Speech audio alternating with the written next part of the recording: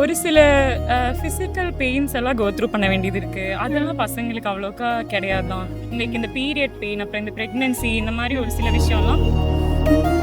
ஒரு இன்ஜினியரிங் படித்தவன் 15,000 சம்பளம் வாங்குறான். நார்மல் பரோட்டா கடையில் பரோட்டா மாஸ்டர் வந்து 40,000 சம்பளம்னு சொல்லி விளம்பரம் பண்ணுறான். அவங்களுக்கு வந்து நிறைய எக்ஸ்பெக்டேஷன்ஸோட வச்சுப்பாங்க. சொசைட்டல் ப்ரெஷர்ஸ் இருக்கும், ஃபேமிலி ப்ரெஷர்ஸ் இருக்கும். படிச்சதே கிடையாது, கஷ்டம் எதுவுமே காட்டுறது கிடையாது. அதுக்கப்புறம் தெரியுது அப்பா எவ்வளோ கஷ்டப்பட்டுருக்காரு, எவ்வளோ பண்ணாருன்னு இப்போ எனக்கு புரியுது.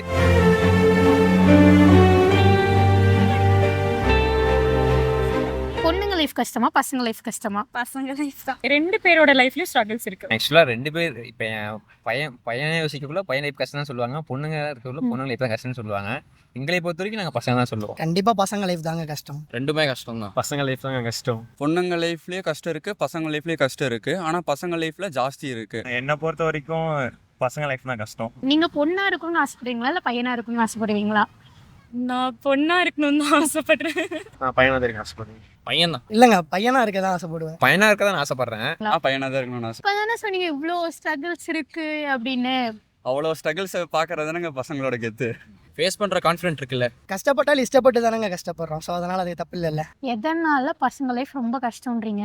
ஏன்னா பசங்க வந்து படித்து முடிக்கணும், படித்து முடிச்சதுக்கப்புறம் வேலைக்கு போகணும், நல்ல வேலை கிடைச்சி ஒரு ஒரு ஸ்டேட்டஸ்க்கு வந்து நம்ம கமிட்மெண்ட்ஸை பார்க்கணும், ஃபேமிலியை பார்க்கணும், அப்பா அம்மாவை பார்த்துக்கணும்.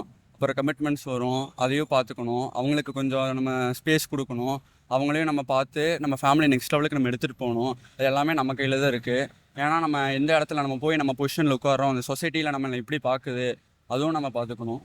அதனால பசங்க லைஃப்பில் கொஞ்சம் கஷ்டம் ஜாஸ்தி பொண்ணுங்களை கம்பேர் பண்ணும்போது. பசங்க லைஃப்ல லைக் அவங்களுக்கு வந்து நிறைய எக்ஸ்பெக்டேஷன்ஸோட வச்சுப்பாங்க. சொசைட்டல் ப்ரெஷர்ஸ் இருக்கும், ஃபேமிலி ப்ரெஷர்ஸ் இருக்கும். ஃபேமிலியை பார்த்துக்கிறதுக்கு ரெஸ்பான்சிபிலிட்டிஸ் கேர்ள்ஸை விட பாய்ஸ்க்கு தான் ரெஸ்பான்சிபிலிட்டிஸ் ஜாஸ்தியாக இருக்குன்னு நான் நினைக்கிறேன். நெக்ஸ்ட்டு எதாக இருந்தாலும் சரி நாங்கள் தான் எதாவது கொண்டு போனோம். ஃபேமிலியும் சரி எதாக இருந்தாலும் சரி நாங்கள் தான் கொண்டு போனோம். பொண்ணுங்களானா எது பொண்ணுங்க லைஃப் நான் வந்து ஈஸின்னு சொல்லல, கஷ்டம்தான். அவங்க எதாக இருந்தாலும் மேரேஜ் பண்ணிட்டு சிம்பிளாக ஆயிடுறாங்க. எல்லா ப்ரெஷரும் எங்கள் மேலே தான் விடுவது. ஒரு பையன் வந்து மேக்ஸிமம் ஒரு யூஜி முடிச்சுட்டு போகிறான் அப்படின்னா அவனோட பேசிக்கான ஒரு நீட் என்ன அப்படின்னா அவனுக்கு ஜாப் வேணும். ஸோ அந்த ஜாப் இருக்கணும். ஸோ ஜாப் இருந்தால் தான் அவன் ஃபேமிலியை பார்க்க முடியும். ஸோ சப்போஸ் அவனோட ஃப்யூச்சருக்கு அவனுக்கு என்ன இருக்கும், சப்போஸ் கேர்ள் ஃப்ரெண்ட் இருக்கலாம். ஸோ அந்த மாதிரி இருக்கிற பர்சனை அவன் நல்லபடியாக பார்த்துக்கணுன்னா அவனுக்கு அந்த ஜாப் தேவைப்படும் கண்டிப்பாக. இன்னொரு விஷயம், அவன் வந்து அவனுக்குள்ளே சொல்ல முடியாத தாட்ஸ் நிறையா இருக்கும். அவனால் இந்த விஷயம் ஷேர் பண்ணிக்க முடியும், சில விஷயம் ஷேர் பண்ணிக்க முடியாது.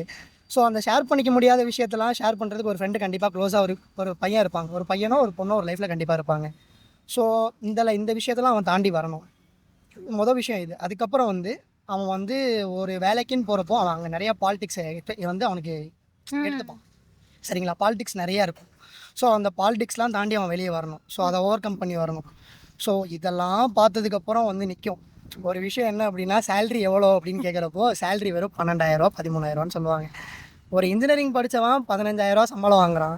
அதே இது நார்மல் பரோட்டா கடையில் பரோட்டா மாஸ்டர் வந்து 40,000 சம்பளம்னு சொல்லி விளம்பரம் பண்ணுறாங்க. பசங்க எடுத்துக்கிட்டிங்கன்னா அவங்களுக்கு வந்து நிறைய பேர்டன் இருக்கும், ரெஸ்பான்சிபிலிட்டிஸ் இருக்கும். ஒவ்வொரு ஸ்டேஜ்லேயும் அவங்க வந்துட்டு ரொம்ப சஃபர் பண்ணுவாங்க பசங்க. மேபி அவங்களுக்கு எல்லாமே இருந்தும் கூட பசங்க வந்து சில விஷயத்தில் ரொம்பவே சஃபர் பண்ணுவாங்க. ஒன்று அந்த பேரண்ட்ஸோட அந்த மென்டல் அந்த எபிலிட்டியாக இருக்கலாம், இல்லை அப்படின்னா லவ் ஃபெயிலியர், அந்த மாதிரி லவ் லைஃப்பில் அந்த மாதிரி போகும்போது அப்படி இருக்கலாம். இப்போ ரிலேஷன்ஷிப்னு எடுத்துக்கிட்டாலும் ஒரு பொண்ணு எஃபர்ட் போடுவான், நார்மலும் எஃபர்ட் போடுவோம். இப்போ நம்ம என்னத்தை எஃபர்ட் போட்டு போனாலும் அவங்க வந்து மதிக்க மாட்டாங்க. செருப்பட்டி கொஞ்சம் வாங்குவாங்க, நிறையா வாங்குவாங்க. அது இல்லாமல் இப்போ வீடுன்னு பார்த்துக்கிட்டோன்னா ஃபஸ்ட்டு பையனாக இருப்போம், நிறைய ரெஸ்பான்சிபிலிட்டிஸ் இருக்கும். அந்த பொண்ணுக்காக நினச்சி கவலைப்பட்டோம்னாலும் ஒன்றும் பண்ண முடியாது.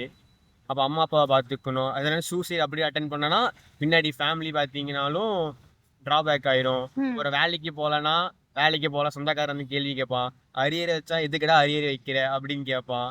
அரியர் வச்சாலும் பிரச்சனை, படித்தாலும் பிரச்சனை, படிக்காட்டியும் பிரச்சனை. ஸ்கூல் படிக்கும் போது மார்க் கம்மியாக எடுத்துட்டா வீட்டில் மார்க் கம்மியாக எடுத்துட்டேன். இல்லை ரிலேஷன்ஸில் வந்து கேட்பாங்க, என்ன பையன் படிக்கவே மாட்டான், அது ஒரு ஃபஸ்ட்டு. அப்புறம் காலேஜை முடித்தா சம்பாதிக்கணும், ரெஸ்பான்சிபிலிட்டி வந்துடும். அப்புறம் கல்யாணம் ஆச்சுன்னா ஒய்ஃபை பார்க்கணும். ஆனால் அதே ஒரு உமனாக பிறந்தா அவங்க கல்யாணம் பண்ணி வச்சுருவாங்க. ஆனால் ஒரு மென்னாக பிறந்தா நம்ம தான் எல்லாமே பண்ணிக்கணும். அவங்களுக்கு அவங்க ஃபேமிலியை பண்ணி வச்சுருவாங்க. நெக்ஸ்ட் திங் வந்து அடுத்த குழந்தை பிறந்தா குழந்தைய வளர்க்குறதும் மோஸ்ட் ஆஃப் இதில் வந்து மென்னு தான் பார்ப்பாங்க, உமன்ஸ் பார்க்கறது இல்லை.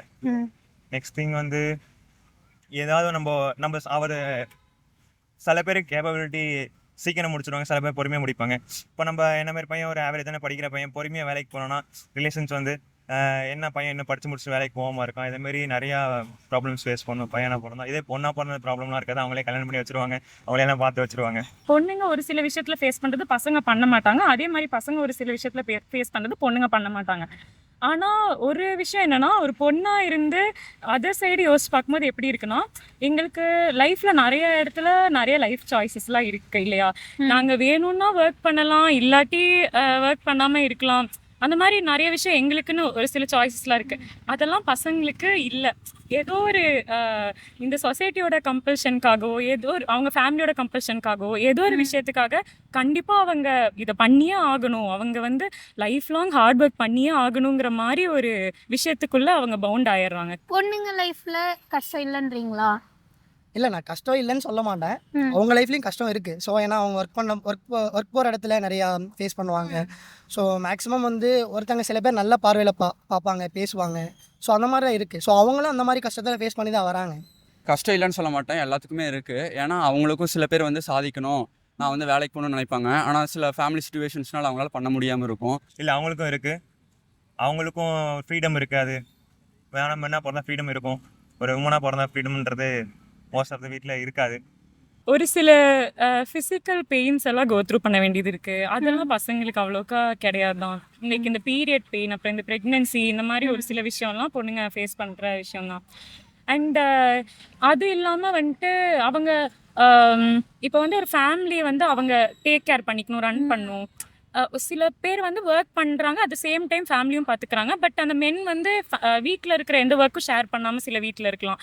ஸோ அவங்க ஒர்க்கும் பண்ணுறாங்க, அதுலேயும் அவங்க எக்கனாமிக்கலாகவும் ஒரு ஃபினான்ஷியல் சப்போர்ட்டும் வந்து கொடுக்குறாங்க அந்த ஃபேமிலிக்கு. அட் த சேம் டைம் அவங்க ஃபேமிலியும் பார்த்துக்கிறாங்க. ஸோ அதை அவங்க ஃபேமிலி டைம் வந்து ஒரு பெயினாக எடுத்துக்கிறது. கண்டிப்பாக பொண்ணுங்க லைஃப் கஷ்டமாக இருக்குது, ரொம்ப கஷ்டமாக இருக்குது. இப்போ நீங்கள் சொல்கிறீங்க, இப்போ நம்ம நாட்டில் நடக்காதே கிடையாது, பொண்ணு ஃப்ரீடமாக வெளியே போக முடியல, அப்படி தான் இருக்குது. ஒரு பொண்ணு ஃப்ரீயாக வீட்லேயே நான் வெளியே போகிறோமானா விட மாட்டாங்க, எங்கே போகிற எப்படி போகிறேன்னு கொஸ்டின் கேட்பாங்க.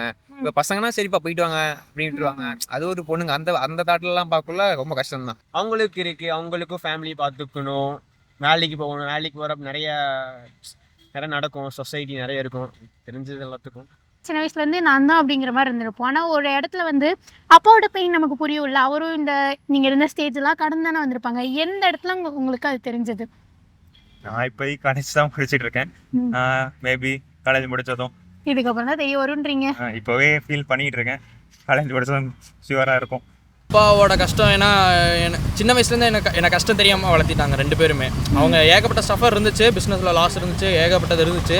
காலேஜ் வந்ததுக்கப்புறம் கொஞ்சம் கொஞ்சம் புரிய ஆரம்பிக்குது.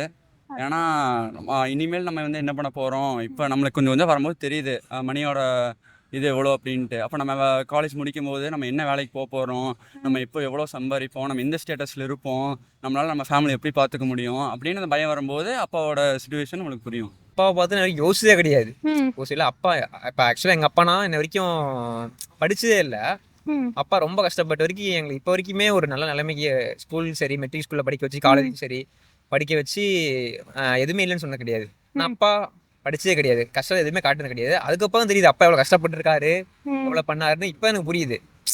இப்போ வரைக்குமே சரி, அப்பா இன்ன வரைக்கும் நான் நல்லா ஜாப் போகல, சரிப்பா நல்லா கிடைச்சிருப்பா, நீ ட்ரை பண்ணுப்பா, குடிக்கலாம் வெளியே வந்துட்டு கஷ்டப்படாத அப்படின்னு தான் சொல்றாரு. மாணவன் மீடியாவை சப்ஸ்கிரைப் பண்ணிக்கோங்க. மாணவன் மீடியாவை சப்ஸ்கிரைப் பண்ணிக்கிங்க. மாணவன் மீடியாவை சப்ஸ்கிரைப் பண்ணிக்கோங்க. யாரும் மாணவர் மீடியாவை சப்ஸ்கிரைப் பண்ணுங்க. மாணவன் மீடியா சப்ஸ்கிரைப் பண்ணிக்கோங்க.